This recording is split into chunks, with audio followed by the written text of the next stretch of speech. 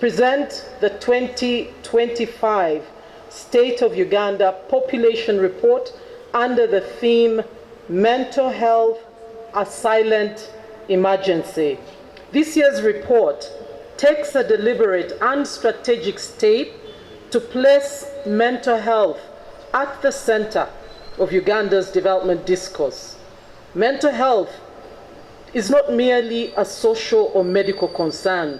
Just as the previous speakers mentioned, it's both a driver and constraint to national development. The well-being of our people is directly linked to the productivity of our workforce, the stability of our families, and the resilience of our economy.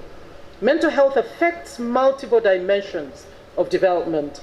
It shapes the quality of human capital, the effectiveness of service delivery, labor productivity, and the overall societal resilience. So addressing mental health, ladies and gentlemen, is very essential for building a healthy, capable, and productive population that can sustain long-term development.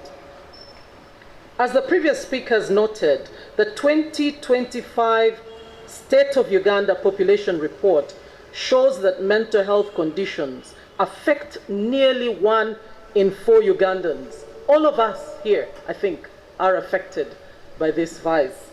We either know of somebody we are caring for, or we are also partly mental. So it demonstrates really that the economic cost of mental illness is rising, largely through lost productivity. These findings confirm that mental health is not a marginal issue.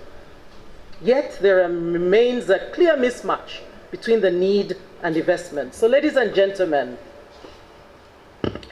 this reality calls for a deliberate shift in how mental health is prioritized, is financed within our national systems. And I think having this report at this critical time is very timely. I think all of us need to galvanize our interests, our efforts, and see that we make a difference. We cannot go on as business as usual. When citizens are mentally healthy, they remain in school, perform effectively at work, support their families, and contribute meaningfully to national progress. The returns on mental health investment extend far beyond the health sector.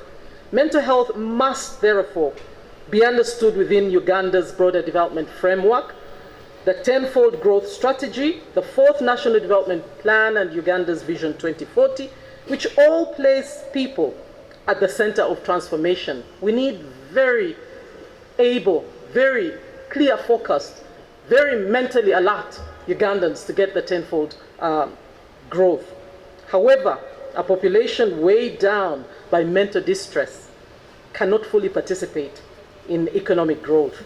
Unlocking this potential of our people, therefore, requires deliberate attention to mental well-being.